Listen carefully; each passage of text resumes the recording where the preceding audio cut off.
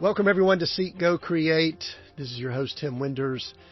Today, great conversation. We're going to be discussing NFTs and how it can impact creators and other people in the world, like authors, which I have just completed a book. And so I want to remind you real quickly, if you haven't checked it out, go over to timwinders.com/book and grab my novel, Coach, A Story of Success Redefined.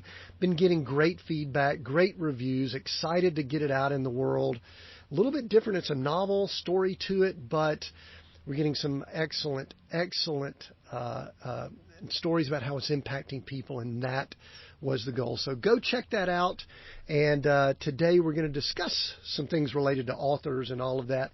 I have Jesse Krieger. He's the co-founder and chief content officer of powerfan.io, where their mission is to empower authors, creators, and fans to connect and conduct commerce in valuable new ways. Great bio there. Jesse, welcome to Seek, Go, Create.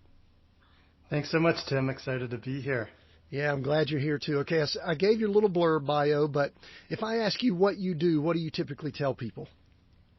Well, I see two things. I'm the founder and publisher of Lifestyle Entrepreneurs Press, and we're a book publishing company for the last 8 years. And I'm co-founder of powerfan.io, which, as you mentioned, we're in the blockchain space, working with NFTs, with content creators, and all that exciting stuff. Cool. And so you spread a wide net there. You talked about, press and doing books, and then all of a sudden you dove into blockchain, and, we're going to talk NFTs. And so I want to dive right in and get to the question that probably is on a lot of people's minds, and that is, what's up with all this NFT stuff? Yeah, NFTs are a fast emerging type of asset. And, if you've been tuned into this space over the last year and a half, then you've probably seen this massive, kind of unprecedented almost amount of activity going on. Like, I think between 2020 to 2021, NFT sales grew into the tens of billions of dollars in value. And whether or not that sounds impressive, in the book publishing industry, where I've got my other foot, the entire book publishing industry is like $14-15 billion a year industry for every book sold in America. So in a couple short years, this new type of asset has captured or surpassed the market value of the entire publishing industry. Of course, NFTs go far beyond books and publishing. That's one of the ways that I'm involved with them. But NFTs are really interesting to me for a couple of reasons. One is, if I put my publisher's hat on, thinking royalties, NFTs have built into them a royalty mechanism for the creator. So that means that now creators can capture royalties on secondary sales, the third time it's sold, the fourth time it's sold, the fifth time it's sold, instantly and automatically. Whereas, like, if we publish a book and sell a book, we've got to wait weeks or months to collect that revenue, create author royalty statements, do a bunch of calculations, and then send that out. But with an NFT, it allows creators to have a new revenue stream based on people selling, reselling those assets. The other reason it's exciting is it allows for almost any type of content to be delivered. That could be something as simple as just an image, like many people have seen these apes, or Bored Ape Yacht Club is a popular NFT collection. But what people may not be tracking on is there's so much more than just the image there. That can be your access to a community. It can unlock exclusive content, and anything else that the creative mind comes up with. Yeah, it's interesting. Being someone who's just written myself, and I'm a big fan of all things blockchain. I haven't really participated in the NFT, but I've invested in a lot of things, own a lot of coins, been around blockchain since around 2017. But the thing that I love to do on the show here is kind of go straight for the skeptic first, just to kind of get some things out of the way. And there are many people, especially with what's going on at the time of recording, when just in general the cryptocurrency world has gone.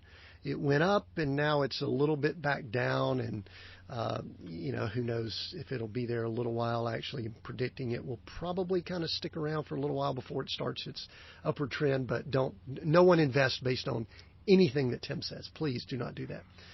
But a lot of people are critical of this space probably for valid reasons. I mean, there's a lot of stuff going on, but if someone is listening in and they're going, oh, great, they're going to talk NFTs, this stuff's smoke and mirrors, it's just a bunch of whatever.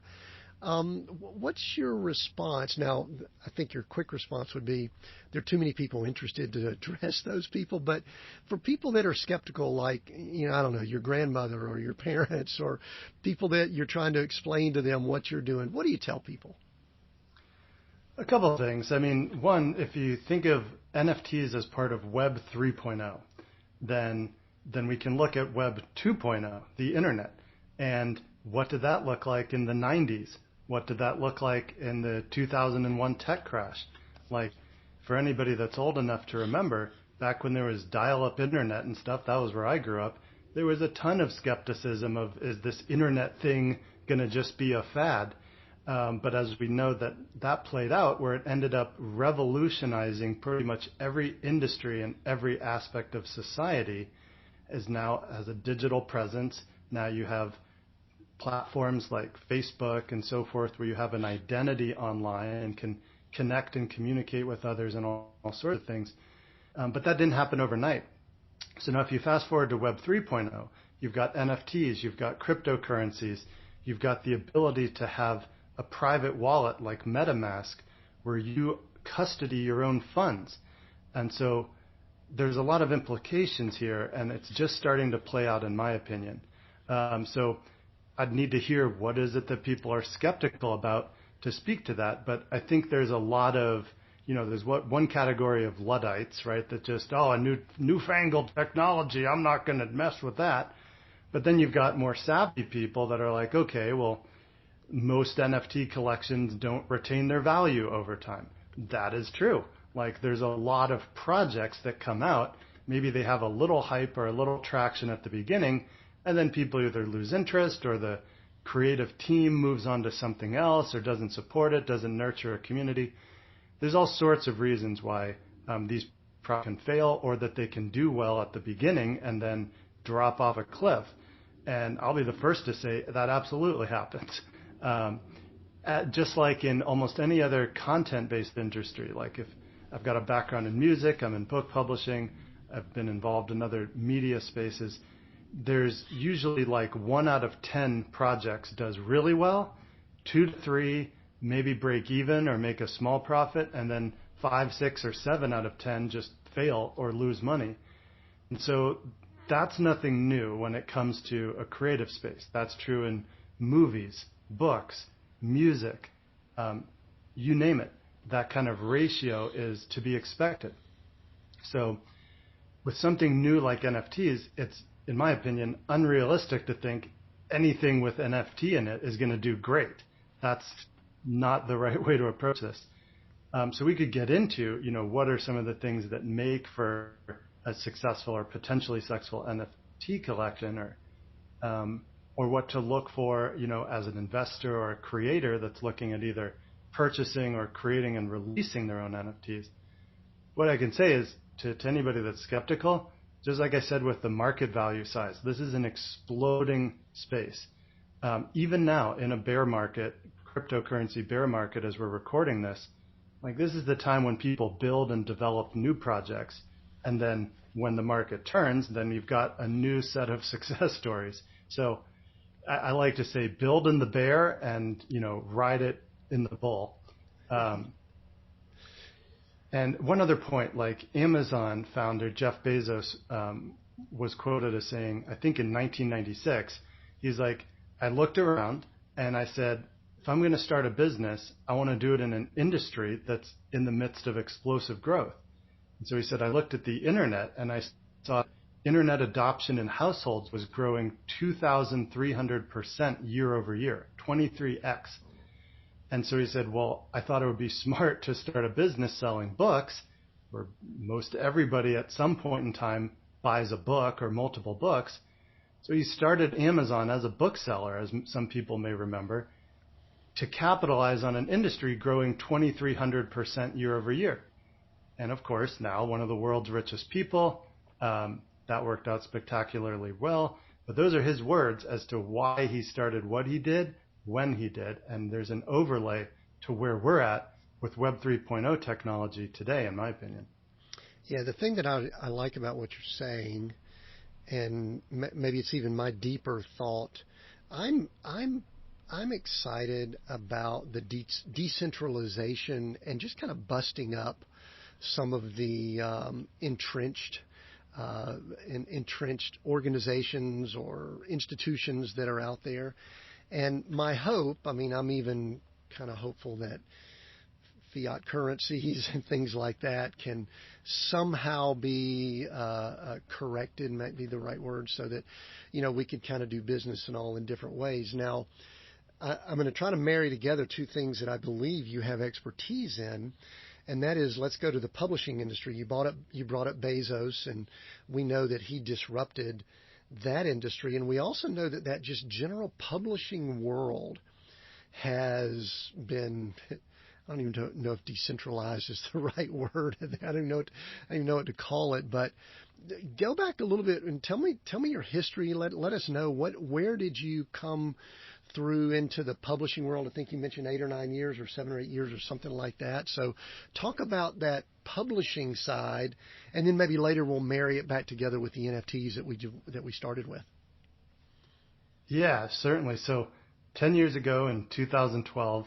I wrote a book called Lifestyle Entrepreneur, and I worked with ultimately 2 different publishers to bring that out. So the first was in Southeast Asia. I've got a business history in China and Hong Kong dating back 11, 12 years, maybe even a little more. And so when I was working on the book, I connected with a publisher out of that region, and we signed a publishing deal with me as an author. So I was super excited at the time. I thought, this is amazing. I've got a partner that's going to help bring this book out. And the book itself was on traveling the world and doing what you love and being able to run your business from anywhere in the world, which I understand is exactly what you're doing, right? Yep. And so maybe 10 years ago, that wasn't as mainstream or accessible as it is now, but it's something I've always been interested in. I went through this process as an author. I did not self-publish. I worked with 2 different publishers, first in Asia, did a book tour, signed books, shook hands, kissed babies, and became number 2 business bestseller in that region, which was a great, fun accomplishment. And it paved the way to getting a U.S.-based publisher. I updated the book, and that was released in 2014 in the U.S. and the rest of the world. So through that process, I went from the inside out, like as an author, working with publishers, got to see the inside of the space and the industry. And of course, being an entrepreneur, I put my entrepreneur hat on and said, at different points in the process, man, if I was running this company, I'd do it different. I'd do this, this, and this. That ended up being, a prescient thought, as after the book came out in the U.S., I had friends that were working on books. They'd ask my advice, I'd give them tips and share my experience. They eventually started asking, can you just do it for me? And I was like, what do you mean? They're like, everything besides the writing, the editing, design, marketing, distribution, all that. And wouldn't you know, I started to say yes. And that was the genesis of Lifestyle Entrepreneurs Press. So since 2014, we've been working with business owners and entrepreneurs, doctors and health and wellness experts, and people in self-help and spirituality genres with a full-service publishing offering. So we've got an editorial team, a design team, a marketing team. We've got international distribution. But I think our secret sauce, or what I've always tried to bring to this, is, we look at the author's business and their brand as well as their book. So I always like to say, where's your business going in the next 1 to 2 years? What offers do you want to bring out in addition to the book or focus on? And let's use the book as a positioning tool to help enroll the kind of clients that you want and have them come in super warm because they just read 200 pages of your best ideas. And then on the brand side, I've gotten on over 50 podcasts just as an author alone. Your book becomes a great talking point to come on to shows like this and dive into what it is that, we actually write about as authors. And so taking that focus of your business, your brand, with the book as the anchor or the centerpiece for elaborating into those, that's always been exciting to me. And I've enjoyed this work because, authors tend to be interesting people, especially in nonfiction. This is people with 5, 10, 20 years of experience. And on a personal note, I get to understand more of their life and their success, and then ultimately help bring out the edited version of all that in book form. Yeah, so that's what I'd say is the origin story. So one thing that's fascinating about this, and I enjoy this conversation because I see this in a lot of realms. I see it in podcast world. I see it in book world, and I'm sure it's in other places too. And that is this thought that someone, and you addressed it, I'm going to actually ask this question so you can address it a little bit more. They believe that if they get a book and pop it up on Amazon or someplace like that, that they're just going to start making money. And I think some people may, but to me that seems like a needle in a haystack. If it's not, you tell me, you may know the math and all that. But a lot of people do the same thing with podcasts. They think they're going to flip on the mic, start talking, and instantly they're going to be like making full-time money as a podcaster and leave their current gig. I've never considered writing and or even podcasting something that would be, to me, it's just part of my bigger projects that I work on. It sounds like that's what you really look for, but talk to that person in a nice way. I know we don't want to do it. We don't want to be mean, but that thinks that they're just going to make a boatload of money from writing a book and getting it up on Amazon. Yeah, I'm glad you asked that question. I mean, my honest opinion is it's kind of a romantic illusion. It's the same as thinking, hey, I'm gonna take a guitar lesson for a month, write my first song, and then become a superstar.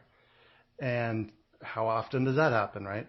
And so with Amazon and with books and self-publishing, it's lowered the bar for what's required to get your book out there. Meaning it's made it more accessible to more people. As a result, there's more books published every year than ever before. And just by the law of numbers, they can't all be good, and they're not all good. That's no offense to anyone in particular.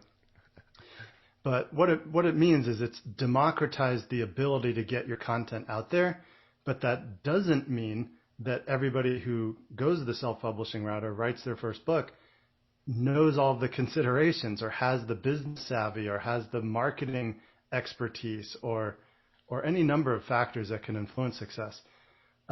So that's one.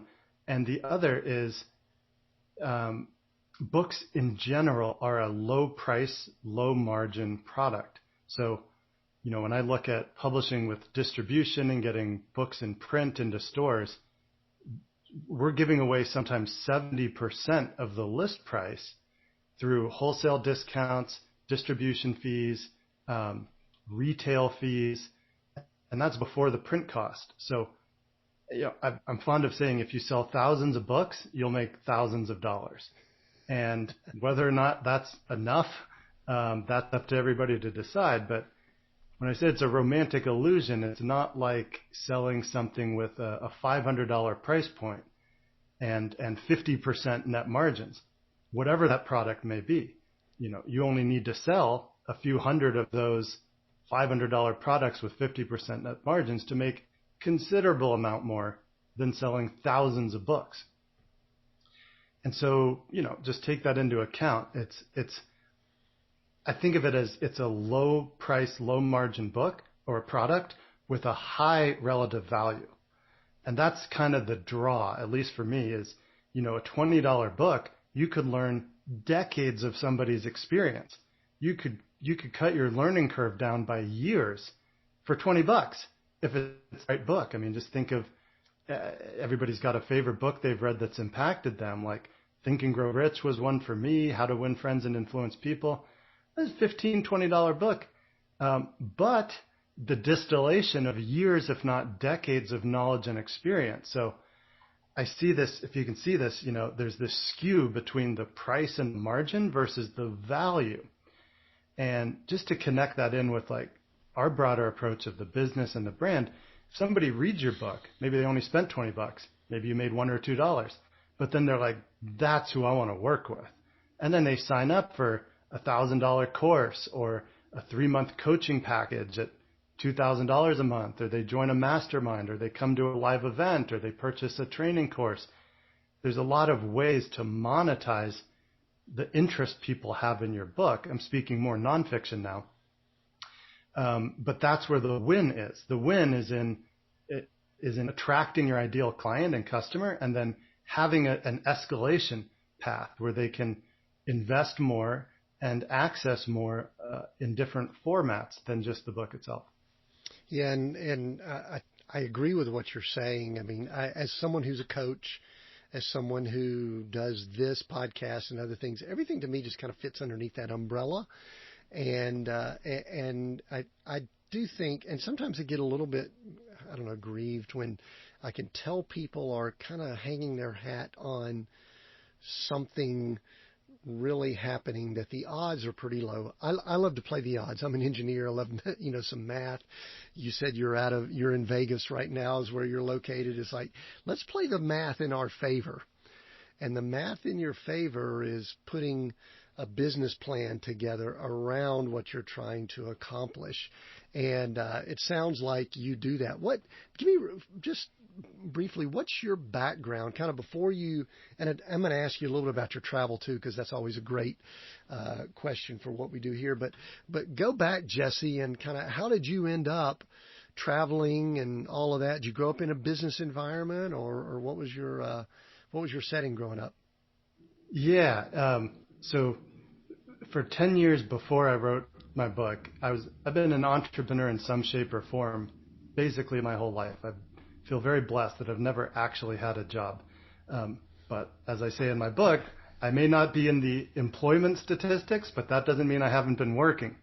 So, early on, I fell in love with music. I played electric guitar, from age 13, 14.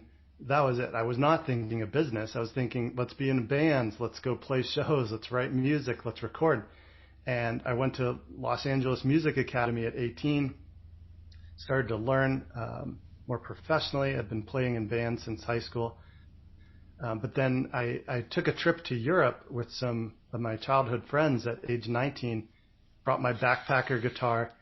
I met an American who had been traveling Europe by himself for 7 months, playing guitar on the streets, having the just wildest, craziest adventures, and doing so for very low cost. And so it sparked a thought in my mind. I ended up skipping my ticket home, lived in Vienna, Austria with this guy. His name's Scott. For the better part of a year, we became a duo. And we'd go out and play in the bars and clubs. We'd play in the street in the middle of Vienna's tourist district. And we were living in the student dorm. It was 170 euros a month, so very low cost. And we'd just make enough money to go travel. And so basically, that was a little background on that phase. At that time, I went to, we recorded at a friend that was working at School of Audio Engineering, Vienna, and started to get interested in the production side of music, like the other side of the glass. So when I was done having Euro adventures, I moved to Nashville. I went to School of Audio Engineering there. And that was where I met my bandmate and my first business partner, Jake Harsh. And we moved into a place on Music Row. We were producing and writing music 12 plus hours a day, like no exaggeration. Recorded over 100 songs with other artists, and we're starting to play out with our own music. Took that to the point where we saw this kind of fork in the road. We could either pursue signing a record deal, which when I really looked into it, looked a lot like a job, like you're signing away creative control, you've got all these obligations. Or we could take the road less traveled and start our own record label to kind of administer our own music career. So I kind of convinced him to go that route by saying, hey, I'll do all the business stuff. You don't have to get involved. And he eventually agreed. So at age 21, I started a record label, or we started a record label. And then I was doing double duty. I was, raising us money, getting a group of mentors and advisors, hiring a manager, booking agents, and writing songs, working on our performance chops, working on recording our music. Well, we took that forward for 3 years, and the result was we released our own album. I got us a distribution deal through Sony Music, had an independent subsidiary called Red. And so we released our album, toured the country twice in a van with a trailer, had our music on over 300 radio stations, 9 songs on MTV, and played shows in over 12 states, which to me was like my childhood dream coming true, despite it being a ton of work, crazy amount of stress and pressure I put on myself, thinking, hey, all my friends are in college, but I'm here, eating at Denny's about to play a show in Flagstaff or something. I was like, we got to do it right. Like, we need to make this a success. And by some measures it was. Like, it wasn't a financial home run, but we got to do it. We got to really have that experience, and it was rewarding to like turn on the radio and hear our song. And so somewhere in that journey, this thought was like, hey, there's no way I'm going to be doing this when I'm 40. And so that was like this existential moment of, well, if I'm not doing the only thing I ever wanted to do, what would I be doing? And that thought kind of permeated for a little while, but eventually decided to wind down the band after our first album, did it responsibly but very quickly, and I pivoted to becoming a consultant, first for music industry people and companies, and then into other types of business development for tech companies and so forth. And I fell in love with the creative side of business, Tim, in the sense that I used to think just writing and playing music was creative, but now I do believe that that starting any kind of an entrepreneurial venture is a creative act. And so I went from there, from consulting. I had a stint as an investment banker with no college degree, co-founded a renewable energy credits business, search engine optimization company, ultimately a promotional products company that was drop shipping out of China to all over the world, sort of 4-hour work week style. And it was through those adventures that, I was also traveling 2, 3, 4 months a year. And I kind of figured out, hey, if I've got my laptop and an internet connection, I could structure these ventures in a way where I didn't need to be anywhere in particular. This is 2007, 2008, 9. And the promotional products business I had, started it, grew it to just over $500,000 in revenue in the first year, and sold it 18 months later. Not for crazy money again, but enough where I was like, okay, I should write down what I just did. Because I reasoned at the time, there'll never be a time where it's as fresh as it is right now in my mind. And that was the catalyst for when I started writing. When I started, it was much more of like a manual. It was like a how-to guide to start that type of business. And I'll credit my first publisher, Kanyen Publications. Their editor said, hey, once we got to know each other, you got an interesting life. Like, why don't you make this more of a philosophy and business book instead of just a how-to manual that's all nuts and bolts? And I went for it. So it evolved from a PDF, like an ebook, into Lifestyle Entrepreneur, the book that was ultimately released, where the first half of it is this philosophy, this approach of getting clear on what you're interested in, passionate about, and finding a way to give it a business model, and then structuring it in a way where you can run it remotely or wherever you are. So that's a little of the backstory that led to writing a book and coming into this kind of second half of my adult career in life. And thinking back on it, it's funny because I am 40 now. So I've answered the question, if I wasn't doing music at age 23, what would I be doing when I'm 40? And here we are. So you're 40 and you're okay, you're content and happy with yourself and all that. But there was a question that came to my mind as you were talking, because I've had similar things too. Family members, friends, or something like that.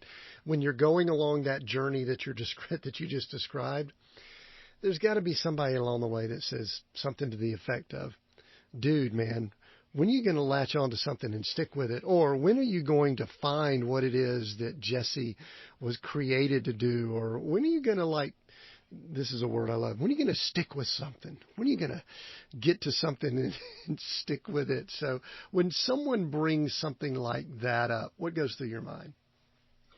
Well, now I can say, 8 years into this business, I've had some staying power. Like in all those other ventures I mentioned, 1 to 2 years max, and then I was on to something else.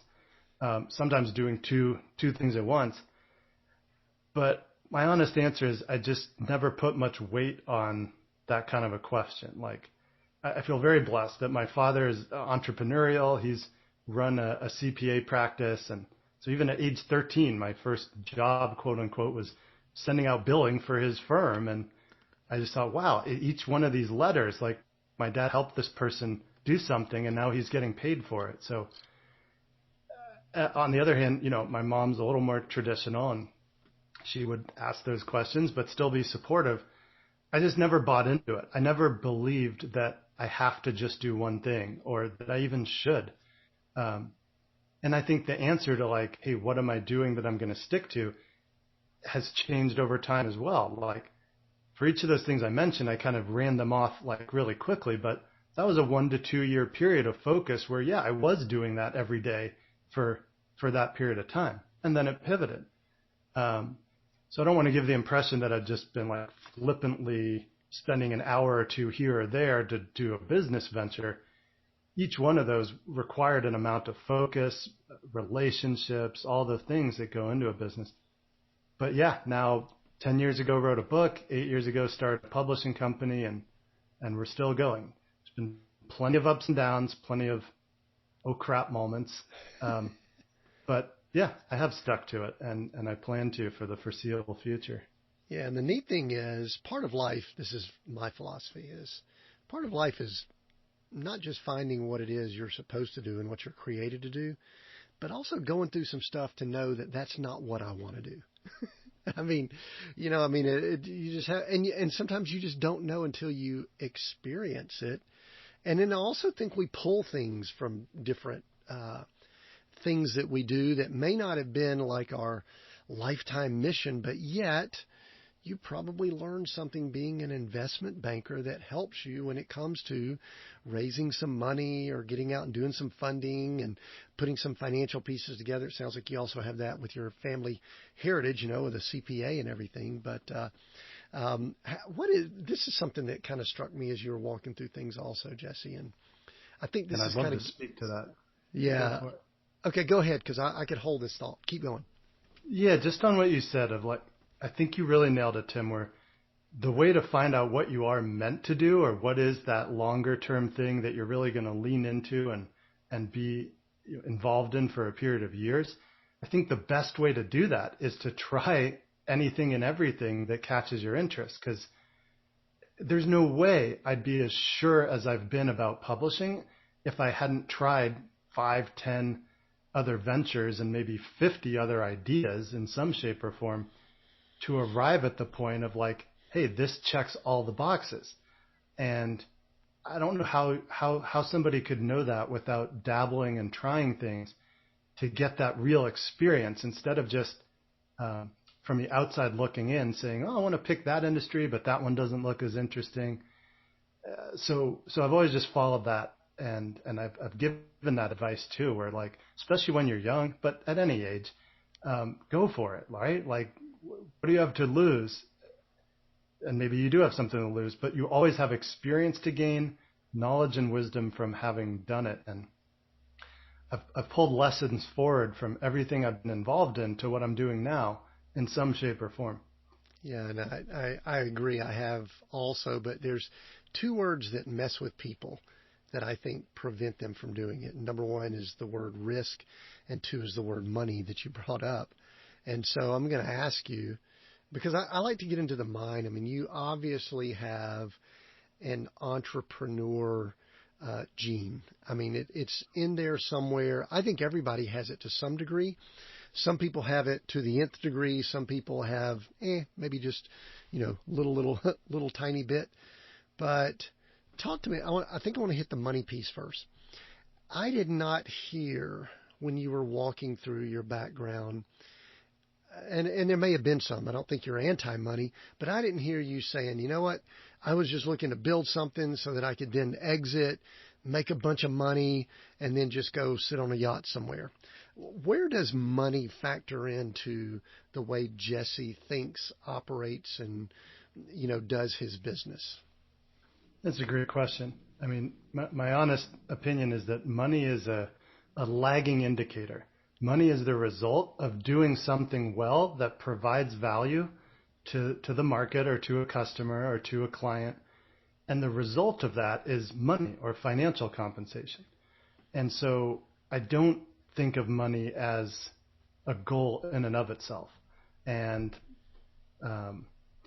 I think the love of money is actually maybe not the root of all evil, but it's the root of a lot of suffering, because chasing money just for money's sake, even if you win that game, then you got to think of what's next. Like, okay, if I made $1 million early in life, but I still don't have diverse experiences or travels or profound relationships, then I just have a lot of money and maybe those insecurities or that other sense of lack. So for whatever reason, I've always prioritized experiences, travel, relationships, even if there's very little money on the table. So I guess with that, like, you said the entrepreneurial gene, I think of it as risk tolerant. Like, I'm willing to put myself out there. I'm willing to step into a new identity and role and possibly get blindsided, possibly get embarrassed, possibly lose a lot of money. But I think it's still valuable if I'm pursuing something for the right reasons. So that being said, like, in all honesty, I haven't had any crazy home runs. Like, I'm not a multimillionaire, but one way or another, I've gotten by. I'm alive. And at age 40, having never had a job, that itself kind of feels like an accomplishment or a testimony to what's possible. And yeah, I guess I'd leave it there, but see if you have like a further question on that. Yeah, the follow-up is kind of interesting, because I know you interact with people that come to you and you help them, bring a book to life. And I think most of those people would be business people, but I've noticed this with myself recently. How does one who has a higher risk tolerance, you're not as concerned about the dollar bill? And I'm not saying we are not concerned about it at all. It's just not the leading indicator like you mentioned. But how do you interact with people that, let's just say they don't think that way? They're looking for the work an hour, get paid for an hour, or what's the lowest risk? And I'm sure they come to you, and I'm not asking you to disparage anyone, but how do people that think like you, and I know some others that are listening in, how do we be patient in working with other people that aren't that way? Yeah, that's a very fair point. Like, for example, some of our doctor authors, whether or not they pursued becoming a doctor to make a lot of money or familial pressure, or because they really just want to help people and they ended up becoming really good at their area of expertise and then make a lot of money. But that's like there's a lot of hard work to become a doctor, right? You got to make sacrifice. You have to take on debt or pay hundreds of thousands of dollars to go through med school. So if I'm working with a doctor author, like, and I have worked with quite a few, some of them make a considerable amount of money, but they look at the book as a pivot into a different stage in their career and life, where now they're say stepping out from behind the operating table and onto the stage or onto media, and that's a really fascinating part of like writing a book in general is, and I experienced this as well, like to shift your identity to at least a semi-public figure.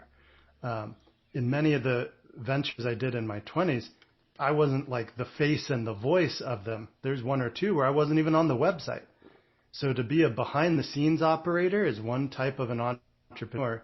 And then to be a semi-public figure at least, where you're on media, you're speaking on stages, or you're putting your voice and your ideas out there, that's certainly what I help people with. And, the money component of it is why I certainly tell doctors, like, don't expect to make a doctor's salary as an author, at least not right out of the gate. So then there's a balance of like, okay, if they're passionate about doing the book or eventually becoming like a trainer or having a business model around their IP, their intellectual property and their experience, then do a balance. Like, don't just quit the hospital job and go all in as an author. Work the process until the book's done and starts getting out there, and you start getting traction and you start getting opportunities that can replace or exceed that income. So just from a financial perspective, like, I think it's bad advice to just say, go all in, like quit everything and go 100% in, because if it doesn't work out, then you're in a really tough place. And it's embarrassing to have to go back and say, hey, it didn't work out. And you'll get those voice in your head of everybody saying, I told you so. And then it becomes a self-fulfilling prophecy if you just do this hard shift or this hard pivot. So I view writing a book, publishing a book, becoming a well-known author as a process. And as you work the process, you get more opportunities. More opportunities means more ways to make money in a new creative way than perhaps you were before. And that's how I see the relationship with, like, certainly with book publishing and finance. Yeah, and I want to start tying some of these pieces together. One of the things that's fascinating to me is that you've been in them. It's not like you've just observed them. You've been in the music industry. You've been in the writing industry. You've been in industries that a lot of people go in that have a creative nature, but they may not have, and I'm trying to be nice here, they may not have the business nature, but they're good creators, super talented. But you've been in at least two of those. Some people have rarely been in any of them. And now what you're doing, I'm going to tie this back to what we started our conversation with, is you're bringing it into a new space, new technology, new tools that can potentially help that, we'll call it profitability, or the ability to, bring in some financial resources. Let's bring it together. And let's just talk about it from this standpoint. Why are NFTs so valuable to the artists out there, like, let's say, photographers, visual artists, musicians, people that do that, and also then people that are writing? Why is there value there with what's happening with the NFT space? Yeah, so for sure. So one is, I see NFTs as another form of publishing. We're publishing an asset to the blockchain instead of the bookstore, and it lives in its own digital realm. One of the things I mentioned earlier, the fact that royalties are built in to NFTs is groundbreaking, in my opinion, because when a transaction occurs, the money split takes place. So there is no accounting period. There is no chicanery with a record label or a publishing company doing funky accounting, and then the creator doesn't end up seeing their share or whatnot. And it's all visible and transparent on the blockchain as well, each and every transaction from the origin of that NFT. And so the other aspect is, use music as an example. There's a Las Vegas electronic music artist named Blau. He released an album as an NFT, but not just, hey, here's my album and it's an NFT. There's different kinds of NFTs that gave you different bonuses. So the most expensive one, which I think he sold for like $200,000 or maybe more, was if you buy this unique one-of-one NFT, yes, you get the album, yes, you get some bonuses, but then you get to co-produce a song with an award-winning artist. And so that just simply doesn't exist. 10, 15 years ago, if you went to Tower Records and bought a CD, you got the CD and whatever's in the liner notes. But now you could buy an album or buy a creative work and then even collaborate with the creator. And that's totally at the discretion of the creator. He chose to offer that as a bonus. I think there was others of like unreleased tracks or behind the scenes content, or like front row seats to his concert, or stand on the side of the stage while he performs. So you can just use your creativity to think, what other experience or what interaction would your fans or potential fans want? And simply you can offer that as part of the NFT sale. So that's one component. And then just going back to those royalties again, like the most beautiful sounding thing in my mind is publish or release a bunch of NFT collections, have a reason for people to buy and sell them. And that's now a passive income stream that doesn't necessarily require any additional creativity.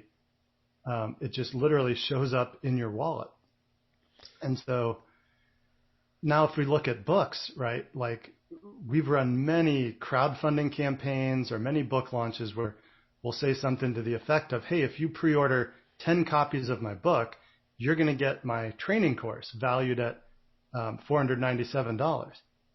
And if you buy 25 copies of my book, I'll get on a one-to-one call and we'll do, a deep dive coaching session. Now, Web 2.0, that was the way that we'd sell a bunch of books and the author would feature their other offerings. Now you could simply have that be included as an NFT and just set the price point higher than a book. So you could have an NFT that now buy my book NFT for $100 and it's going to unlock my training course. Or buy this other NFT for $1,000 and I'll do a month of one-on-one coaching with you. Or any variation. Join my mastermind. Come to my next event or retreat. Get enrolled in my certification program. Whatever. Partner with me on a joint venture project. Mm-hmm. So I love the idea of NFTs, and they're still in their infancy with this regard. But being able to take whatever those business offerings are, or whatever those additional forms of value that you have, and just package it all up into one price point, and being able to transact that on the blockchain. Some people would, I guess an argument that I heard, I'm trying to think if it was on an interview we did with Jimmy Song, who is what I would call a Bitcoin maximalist. He's like Bitcoin and then the rest of these tokens and all he doesn't agree with. I'm actually invested in quite a few, so I was like going, huh. But his comment was, a lot of the things that people are doing with NFTs, they're available with Web 2.0. I mean, they're available with websites. But the thing I like, so I'm bringing this up as a little bit of a rebuttal, but I'm kind of giving you a little bit of a softball here. I like removing gateway situations, and my perception is that the NFTs can possibly do that. In other words, there's not like a record producer, or like a production company, or a publisher for the books or things like that. Am I thinking correctly about that? And is there any other feedback that you want to give with my comment there related to, why do we need NFTs to do this? We could just, the internet's fine for a lot of this stuff we're talking about. Sure. Well, it's worth pointing out NFTs exist on the internet, but with that, you make a great point that, like with that artist Blau, previously he has a record deal. He's got a whole team of people in a company that was working with him to release his music. But with this, there is none. He created the album. He did that by himself. He maybe hired someone to help create the website to feature the NFT collection. But there's no middleman. There's no intermediary. There is no third party, or there doesn't have to be with NFTs in the blockchain. So let's just say I release my book as an NFT and you bought it. There's nobody in between that transaction. You sign the transaction with your wallet, with your MetaMask. The funds transfer to me, and instantly and automatically the NFT transfers to you. So when you wrap your head around that, it's even better than self-publishing, because say you self-publish a book on Amazon, you're uploading your files to Amazon, Amazon's selling it, they're taking their cut, and then 60 days later you get your payment net of everything. Amazon is the middle party in that transaction between the author and the customer, the book reader. On the other hand, if I released my book as a limited series NFT collection, then let's say there was 100 of them, 100 people could buy it. Now it's sold out. Now the only way for 101 to get it is to buy it from one of the 100 that do have it. And so if there's demand in excess of the supply of NFTs, that's how you'll see, if you look at this space, some of these NFT collections have an increasing floor price, meaning the lowest any NFT in that collection sold for is the floor price. So if you get that floor price above the initial sale price, perhaps by a multiple, that's where some people are making tons of money in this space. But it's also a key to thinking about how to structure your NFT offering. And the spoiler alert is create a smaller number than the amount of demand that you believe exists. And then you can start to create those secondary royalties as more people want them than were able to get them at the launch. Yeah, I love what you said was interesting about Amazon, because I've actually thought of this. I didn't write anything controversial or anything. However, I would be considered in the Christian inspiration fiction category, and they're not shutting down Christians currently, but historically there have been situations where that's occurred. But even look at other topics. I mean, if something is controversial, there is a push to have it removed from Amazon. I mean, recently with the pandemic, if someone wrote a book that was kind of anti whatever, through the pandemic, there was a lot of push that Amazon should remove that book. And, thankfully, it appears as if Amazon has allowed pretty much anything. It's just a marketplace, but that could change. I do have one thing I want to bring up, and then we're going to start wrapping up here, and I want to put it together. Yeah, go ahead. Quick point on that, Tim, is the other benefit, which we haven't talked about up until now, is NFTs are essentially censorship proof. Like the NFT, sure, when you buy it, there's an image that represents it. But once you have it, an NFT is a key that unlocks content. And only the person who holds the NFT can access that content. So it is, in fact, a secure way to transmit whatever somebody might consider controversial, but also not make a big deal out of it, right? Like only the person that buys it gets access to the content. And if they sell it, they lose access to it. Yeah. So it becomes a secure way to transmit information, content, ideas without needing the approval or being subject to a media company or to a retailer that may have their own agenda or rules or preferences as to what gets sold on their platform. Yeah, and that's putting it nicely. Yeah. We could go down a path here that could be a lot of fun, but we only have a couple minutes, so let's don't do that. One of the things I've thought of, this is kind of my last me asking your opinion if I'm thinking correctly. I just wrote a novel. It's in the inspirational novel category. However, I've got outlines and ideas for multi-novel and multi-story genres and different things like that. And one of the things that I thought of was using this NFT space to, this is my words, it's not a good way of wording it, but to sell off pieces of the story. Because I'm not tied to things like character names or even locations in a lot of situations. There's some general themes that I will stay with, but I'm open to people participating in that and being a part of that. And so am I thinking correctly that NFTs could be a way that I literally could, I hate to use the word crowdsource because it gets a little confusing, but literally I could allow people to participate in the creation of these storylines and also this, this world of story that I'm creating? Yes. And, we talked about nonfiction and your business offerings, but on the fiction side, this is the opportunity, in my view, is you could have, even before the book's written, you could launch an NFT collection or a number of them with variations. You could say, hey, there's 5 NFTs and each of the people that buy this get to name a character.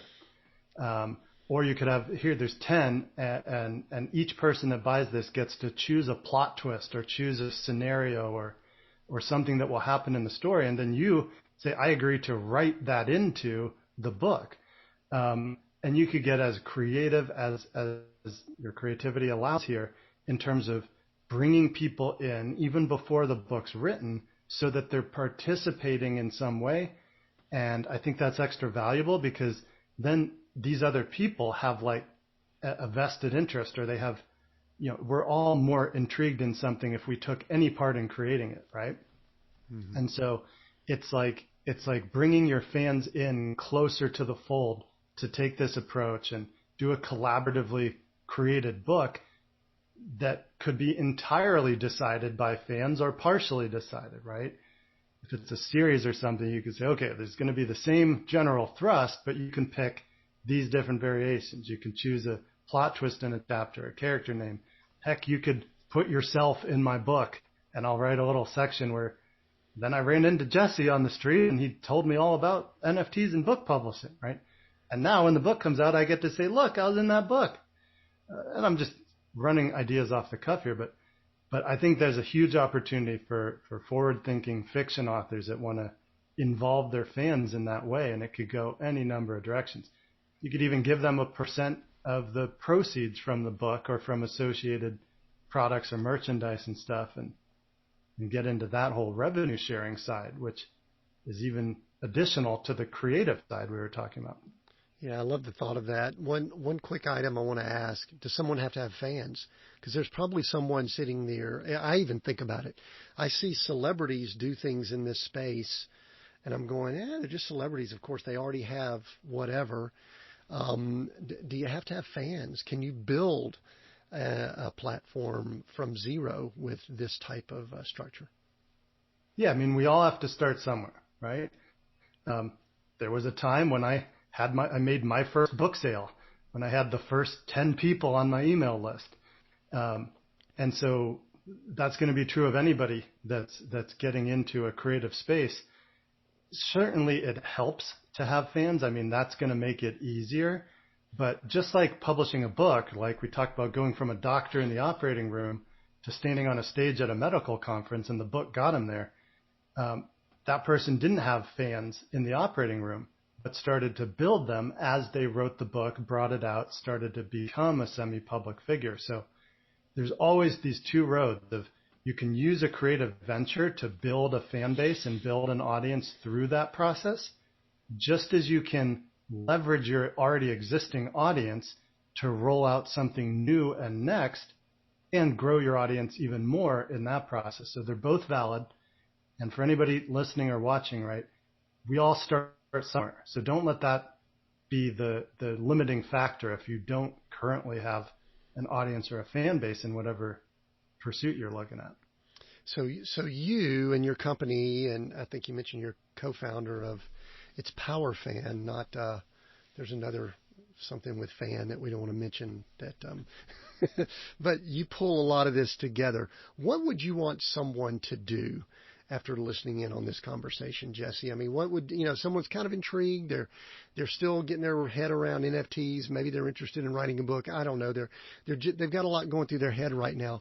What would you want them to do as we start wrapping up here next after hearing all this conversation that we've had?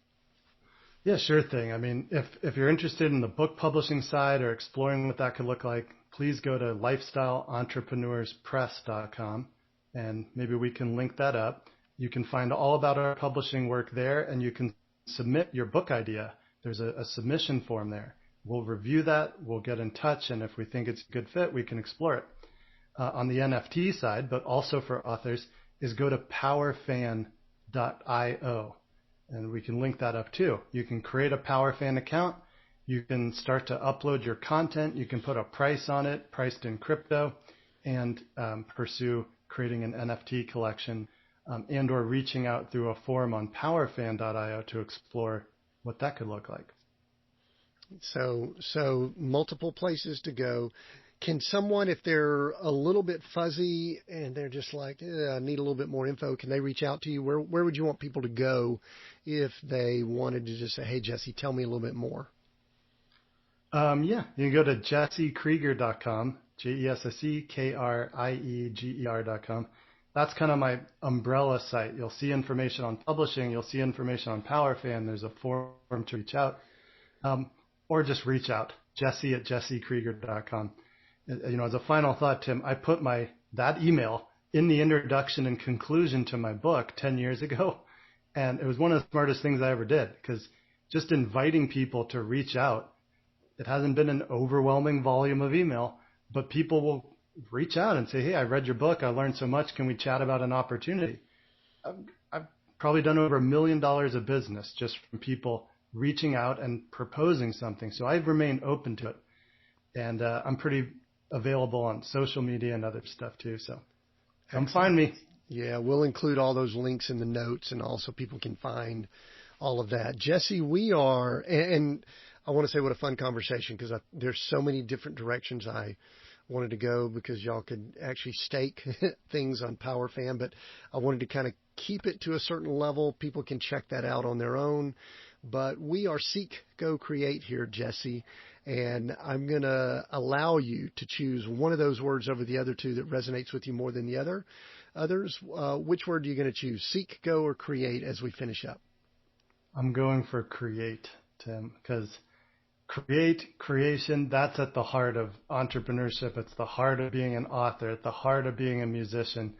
The heart of being an entrepreneur is creating something new in the world, and that's been, a personal passion of mine now for 20 plus years. With just having the conversation, that does not surprise me. Thank you, Jesse, for the conversation. What a great time we've had. If you've enjoyed this episode, please share it. Take a screenshot or share it if you're watching this on YouTube or listening on your podcast platform or on socials. Go ahead and share it. I know other people would enjoy listening to this and learning more about this space and all that Jesse's doing. And I know I enjoyed the conversation. Reminder, we have new episodes that drop every Monday. We have just completed a new website for seekgocreate.com at the time of recording this. I have extensive notes with outlines, with quotes that you can tweet. And one thing that's really cool on our new website is that you can go down through the outline, and if there's a topic that you like, it's got a timestamp. You could click it and begin listening via the website at that location for that topic. So if there's something we've discussed, I think you should listen to the whole thing. However, you can go back and listen to portions of it just by clicking on that. So check it out at the website, seekgocreate.com. Until next time, continue being all that you were created to be.